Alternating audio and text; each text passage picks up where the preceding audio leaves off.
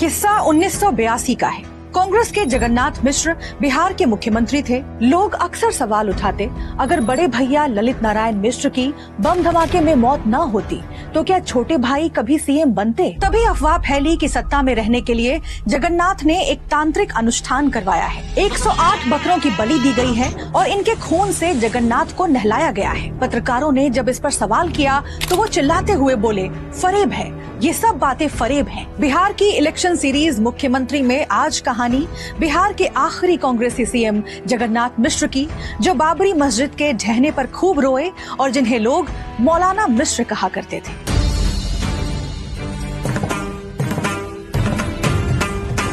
24 जून 1937 को सुपौल के बलुआ बाजार गांव में जगन्नाथ मिश्र का जन्म हुआ। पिता रविनंदन मिश्र जमींदार थे और आजादी की लड़ाई में शामिल थे। मां यमुना देवी घर परिवार संभालती थी। जगन्नाथ 5 भाइयों में सबसे छोटे थे। मिश्र का सबसे अधिक लगाव अपने बड़े भाई ललित नारायण से था।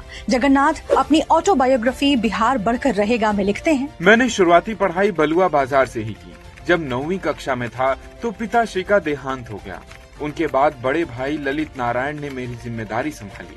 मेरा ज्यादातर समय उनके साथ ही बीता। जगन्नाथ बाबू ने 1953 में 10वीं पास की और इसी साल आचार्य विनोबा भावे के भूदान आंदोलन से जुड़ गए। जगन्नाथ अपनी ऑटोबायोग्राफी में बताते हैं कि वे विनोबा से इस कदर प्रभावित थे कि जब विनोबा उनके गांव आए तो उन्होंने परिवार की 1000 एकड़ जमीन दान में दिलवा दी। मुजफ्फरपुर के एलएस कॉलेज से एमए करने के दौरान ही घर वालों ने जगन्नाथ के लिए रिश्ता देखना शुरू कर दिया।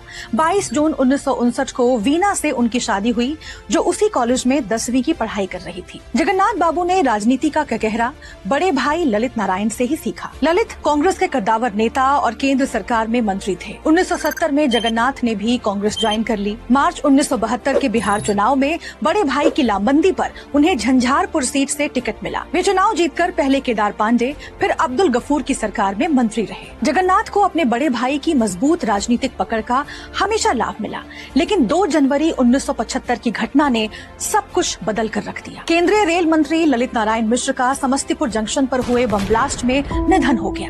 जगन्नाथ भी इसमें बुरी तरह घायल हुए। आजादी के बाद किसी केंद्रीय मंत्री की हत्या की ये पहली घटना थी।